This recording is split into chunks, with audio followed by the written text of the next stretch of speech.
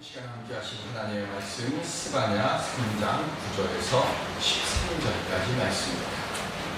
구약성경 스바냐 3장 9절에서 13절.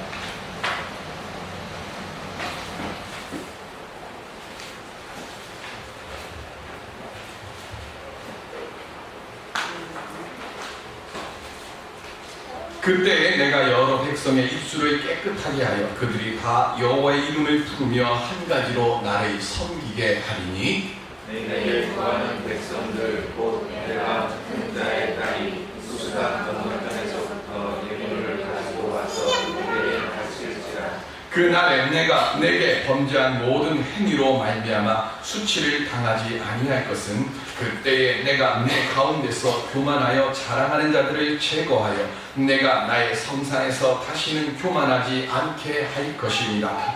내가 공부하고 가난한 백성을 내 가운데 남겨두리니 그들이 여호와의 이름을 의탁하여 보호를 받을지라. 이스라엘의 남은 자는 악을 행하지 아니하며 거짓을 말하지 아니하며 입에 거짓된 혀가 없으며 먹고 누울지라도 그들을 두렵게 할 자가 없으리라. 아멘. 우리 옆에 분들과 함께 기도하시죠. 주께서 함께 하셔서 좋은 일이 일어날 것입니다.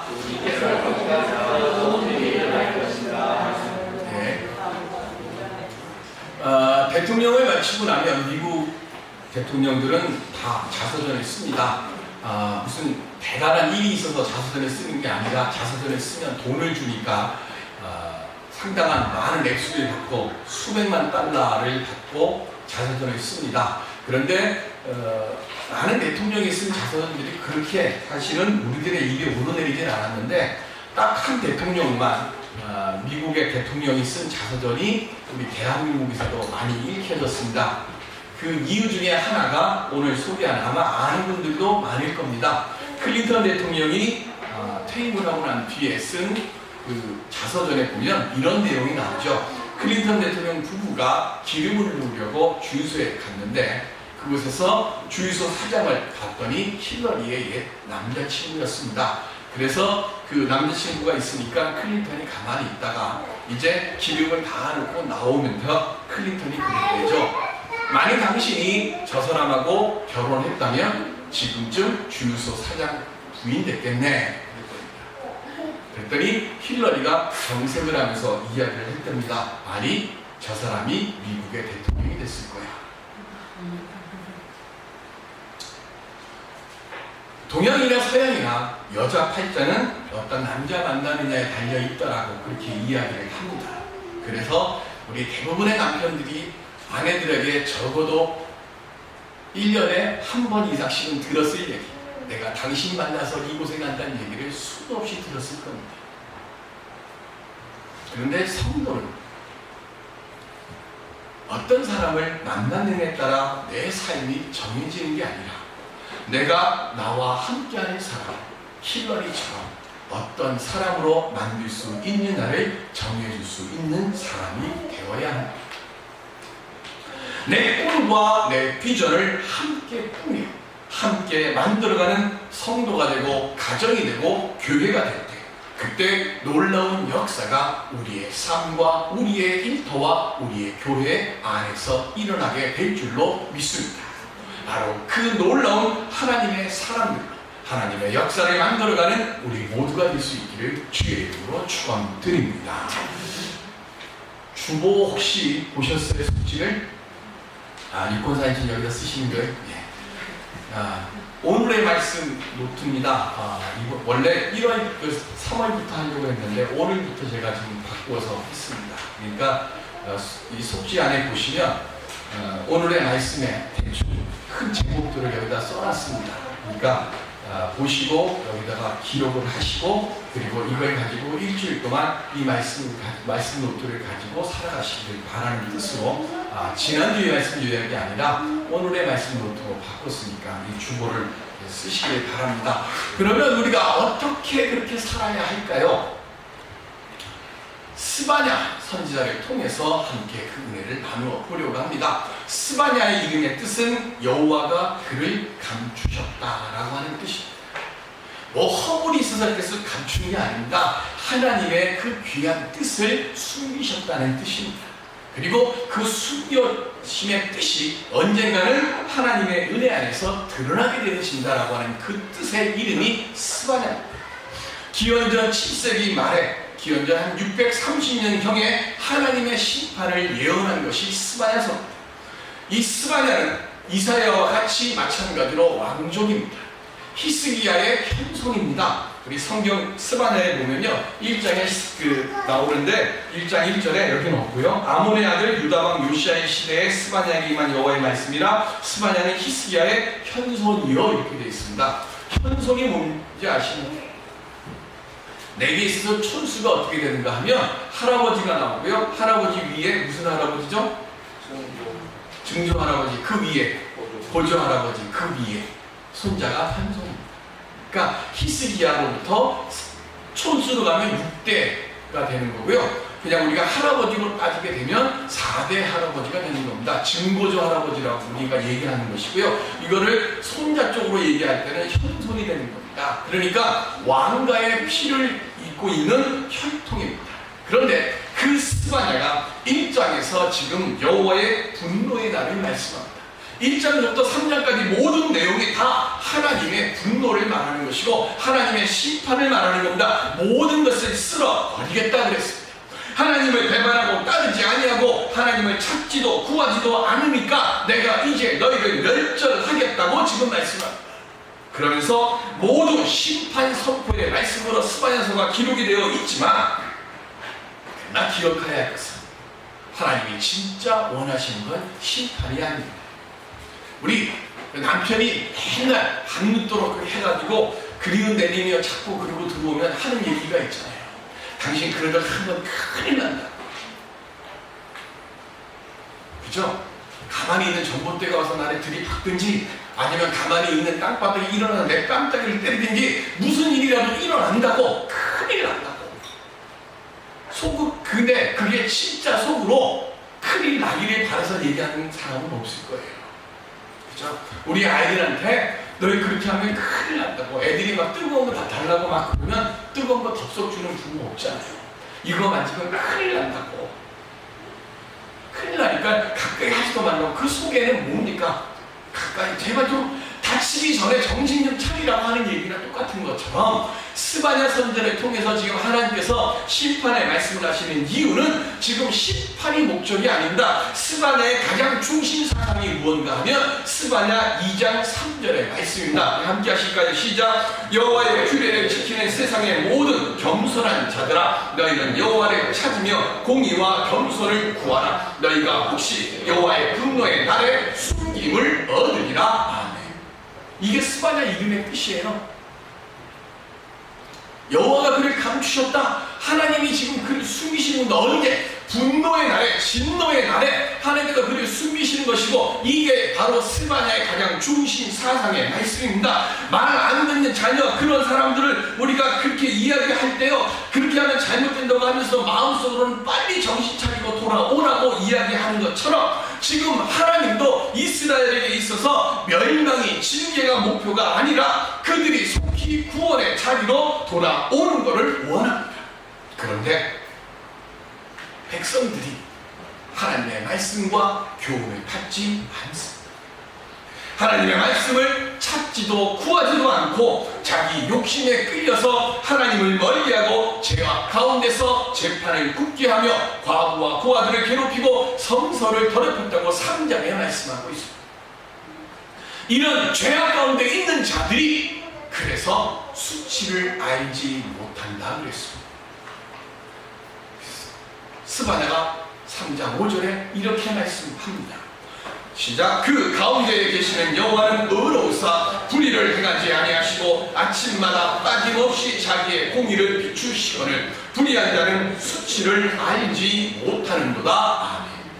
하나님께서 백성들 가운데 계시면서요, 지금 자기가 이런 잘못을 저지르고 이런 죄를 범했다고 하는 그거를 모르니까 아침마다 하나님께서 빛을 비춰주시고 공의를 비춰주시면서 그 공의를 깨닫도록 하여 주시는 겁니다. 왜? 그들로 하여금 돌아오게 하기 위해서. 그런데도 그 일을 지금 깨닫지는 못하는 겁니다. 그 일을 지금 알지 못하는 겁니다. 그래서 지금 하나님께서 지금 뭐합니까? 모든 성읍들을 멸망시키고 그리고 황무하게 하시고 그래서 하나님의 공의를 깨닫도록 하겠다고 말씀하고 있습니다. 수치를 알지 못하는 백성들을 향해서 이렇게 모든 성읍들을 멸망시키는 하나님의 뜻이 무엇이겠습니까? 그게 우리 본문의 말씀입니다. 9절에 이렇게 말씀합니다. 그때 내가 여러 백성의 입술을 깨끗하게 하여 그들이 다 여호와의 이름을 부르며 한 가지로 나를 섬기게 하리니. 첫째, 하나님께서 지금 심판하고 그렇게 징벌하게 하시는 이유는 그들을 쓸어 없으시는 게 아니라 악한 것들을 쏟아서 없게 하고 그래서 그들로 하여금 거룩한 자가 되어서 구원받을 자의 자리에 서게 하시려고 하는 것이 첫 번째고, 두 번째 이유가 11절에 있는 말씀입니다. 11절에 하시는 말씀이 11절 맨 뒤에 보면 내가 내 가운데서 교만하여 자랑하는 자들을 제거하여 내가 나의 성산에서 다시는 교만하지 않게 할 것이다. 첫 번째는 깨끗하게 하시며 두 번째는 교만한 자들을 지금 없애겠다 하시는 겁니다. 하나님께서 수없이 심판하겠다고 말씀하신다. 그래도 백성들을 징계하기 위해서 이방인들에게 내어주고 짓밟히고 그리고 고통의 자리에 이르도록 하셨지만, 그러나 그 자리에서 아파하고 괴로워하고 힘겨워하는 그 고통에 보시면서 하나님이 마음 아파하시고 그러면서 다시 말합니다. 돌이켜 오면 내가 언제라도 평안과 복의 자리로 너희를 옮겨놓아 주기를 원한다. 그래서 수없이 많은 선지자를 보내셔서 죄의 길에서 돌이키라고 말씀하고 계십니다. 언제까지요? 한없이 기다립니까? 아닙니다. 그때가 있습니다. 그때가 스바냐 2장 2절에 말씀입니다. 시작. 명령이 시행되어 날이 겨같이 지나 가기 전 여호와의 진노가 너희에게 내리기 전 여호와의 분노의 날이 너희에게 이르기 전에 그리하였지어다. 아멘. 하나님께서는요, 노아에게 더디하시고 뜻을 정했다가도 돌이키시고 그래서 백성들이 하나님 앞에 온전히 서기만을 기다리고 또 기다리시지만 한없이 그렇게는 못하신다는 겁니다. 분노의 날이 정해져 있고 그 정해져 있는 그날이 이르기 전에 이제는 좀 돌아오라는 겁니다. 수치를 모르는 백성에게 마지막으로 모여서 회개와 복의 날을 만들라고 지금 하나님께서 스바냐 선지자를 통해서 말씀하고 계세요. 우리 성경을 뭐라고 얘기합니까? 이걸 하나님의 말씀이라고 얘기를 합니다. 말씀이 되려고 하면 말씀을 펼쳐서 봐야 말씀이 되죠. 물론 국광술이라는 것도 있어서 입 다물고 말하는 사람도 있습니다. 그러나 입 다물고 말 못하지 않습니다. 두 번째는 성경은 하나님께서 죄인된 우리를 부르시는 초청장입니다. 우리가 누구이든지 간에 어떤 모습으로 있든지 간에 구분 없이 하나님은 이 말씀을 통해서 하나님의 말씀을 통해 우리를 부르십니다. 왜 그러실까요? 우리 삶을 살아가다가 보면 우리 모두 다 내가 감당할 수 없는 무거운 짐들을 질 수밖에 없습니다. 무거운 짐을 만날 수밖에 없습니다. 그런데 이거를 내가 감당하기에는 너무나 크고 너무나 무겁습니다. 옮기기는 해야 하는데 힘이 없어서 옮기지를 못합니다. 옮겨야 되는데 그런데 그래서 어떻게 합니까? 나는 힘이 없고 용기도 없고 그리고 지혜도 없습니다. 그때 어디서 길을 찾으라고요? 그때 하나님의 말씀 안에서 그 길을 찾으라는 겁니다. 그게 복음이고 그게 하나님의 일이고 그게 성경의 말씀의 능력이라는 겁니다. 그래서 우리가 하나님의 말씀을 읽어야 하고 하나님의 말씀을 들어야 하고 그래서 하나님의 그 말씀 안에서 우리 생명의 길을 찾아야 하는 겁니다. 그리고 그 하나님의 말씀을 듣고 그리고 그 하나님의 말씀 속에서 내가 하나님이 지금 나를 부르심에 그 음성을 들어야 돼요. 결혼식을 하게 될 때 아무도 모르게 결혼식 하는 사람도 있지만 뭐 엊그제 결혼한 사람 인터넷에서만 나오지 아무도 모르게 뭐 도둑 결혼했다고 그게 나오더라고요. 어머나 불렀던 유명한 가수가 뭐 결혼식 했다고. 그거 초대장 안 받아도 다 나오잖아요. 그런데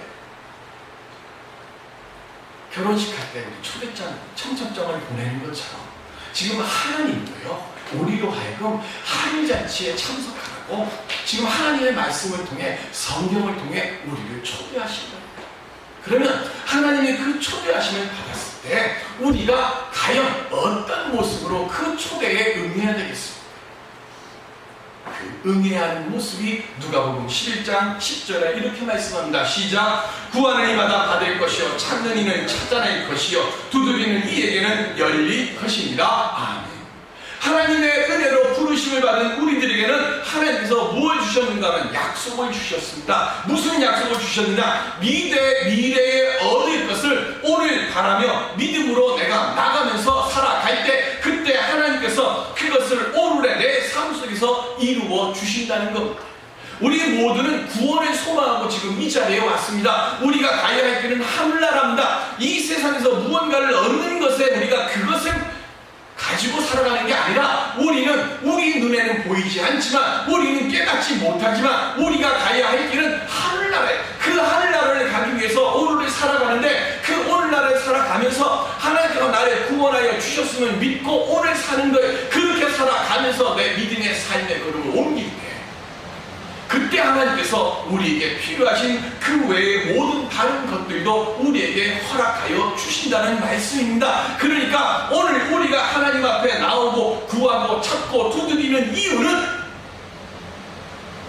고통의 자리에서 하나님 나를 옮겨 주시옵소서 구하는 것이 아니라 견뎌갈 힘을 얻기 위해서 나오는 것이고, 절망의 자리에서 쓰러져가는 것이 아니라 소망의 힘으로 일어서기 위해서 나오는 것이고, 질병의 자리에서 매일 주저앉아야 할 때 예수의 이름으로 다시 한번 일어나 걷는 것을 모두 주시마 오늘 약속하심을 믿고 하나님 앞에 구하고 찾고 두드리는 믿음의 삶을 살아야 하는 것.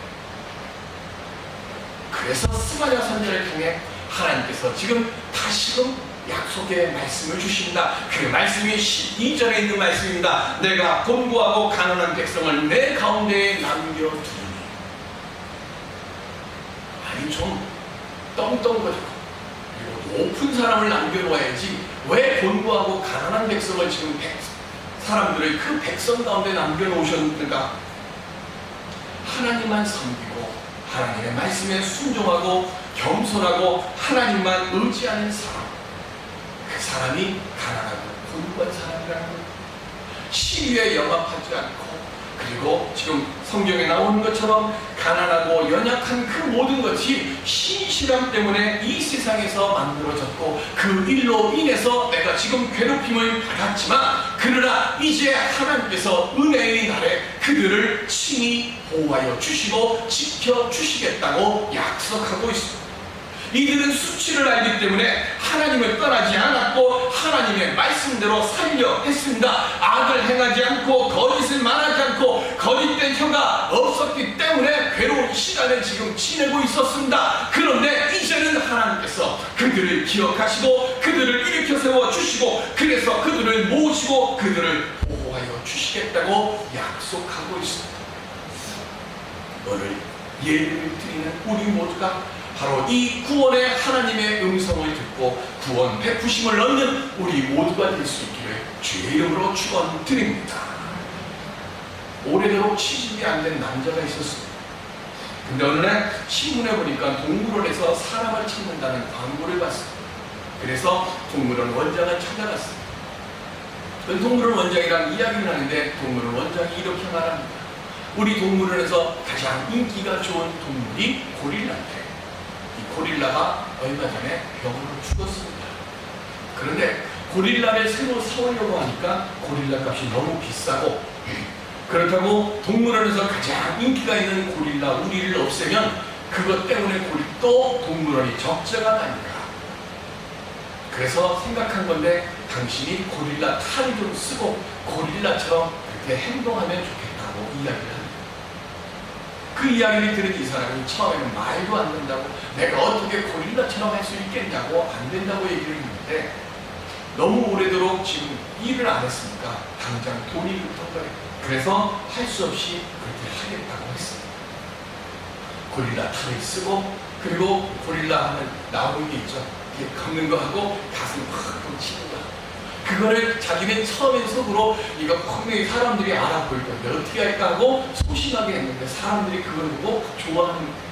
그러니까 야 이거 봐라 사람들이 나를 진짜 고릴라로 하는가 보다 하고는 그 다음부터는 더 크게 하면서 진짜 고릴라처럼 막 그렇게 행동을 하고, 그런데 사람이요 과하면 부족한 것보다 못하다고 너무 자기가 고릴라처럼 된 거를 생각을 하고 나무 위로 기어 올라가서 가지를 막 흔들다가 그만 너무 세게 흔들어갖고 나뭇가지가 퍽 하고 부러졌어요. 그래서 옆에 우리로 떨어졌는데 처음에 떨어졌을 땐 정신이 없어갖고 몰랐는데 가만 생각해보니까 옆에 우리가 사자, 겉은 지금 뭡니까? 고릴라입니다. 속은요 사람. 떨어졌다가 정신이 없다가 나중에 정신을 차리고 뚝 보니까 자기 앞에 지금 누가 있어요? 사자가 그 날카로운 이빨을 탁 드러내면서 으르렁으르렁 거예요. 자기는 지금 고릴라인데 지금 속은 지금 그거 생각 못하고 보니까 사자가 자기를 잡아먹을 듯이 노려보고 있으니까 자기도 모르게 속에서 소리가 튀어나옵니다. 뭐라고 나왔을까요? 고릴라 달려가 아니라 사람 달려! 그 소리를 딱 치는데 사자가 갑자기 앞발을 탁 들고 고릴라 목을 딱 누르는 하는 말이 야 임마 조용히 해. 너 때문에 우리 둘 다 또 실업자네.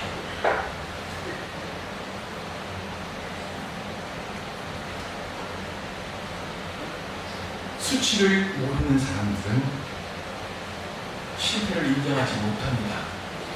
영적으로 엉망진창인데도 괜찮은 척 가장하고 영원히 병들어 있는데도 종교적 언어와 몸짓으로 가면을 쓴 것처럼 화장을 하고 건강한 척하고 실패한 것이 분명한데도 받아들이려 하지를 않습니다. 오늘 스바냐는 우리에게 말씀합니다. 주의 역사를 얻기를 원하느냐? 그럼 너의 실패를 인정하고 너의 수치를 인정하고 그리고 주님께 고백하라고 합니다. 요즘 힐링이라고 하는 말이 유행입니다. 힐링 캠프라고 하는 그 프로그램이 있어요. 보지는 않았지만 뭐 힐링 캠프 뭐 해갖고 인터넷에 많이 올라옵니다. 그것 때문에 어머나가 되게 고생을 많이 한다고 하는 이야기도 들었습니다. 그런데요, 여러분들 그거 그 사람이 말하는 거 아닙니다. 힐링 캠프에 그거 작가가 써준 대로 읽는 거. 그 사람이 말하면서 울고 그 사람이 그렇게 막 하고 하니까 우리는 야 저 사람이 저렇게 말하나 보다고 같이 울고 그러면서 우리가 치유받는 것 그렇게 생각해요. 그러나 분명히 말씀드리죠. 방송국에 나가서 하는 모든 대사는 다 작가가 썼던 대로 읽는 거예요. 거짓에 우리는 속고 삽니다. 없는 거 작가가 쓰겠으니까 자기 얘기는 이렇게 하면 그걸 드라마처럼 재미있게 작가들이 그렇게 쓰는 겁니다. 그렇게 써가지고 그거를 방송에 맞게끔 이렇게 저렇게 편집을 하는 겁니다. 그리고 그거 편집한 대로 그거를 녹화해가지고 그거 앞뒤 다 자르고 그렇게 해서 우리 눈에 보이는 거예요.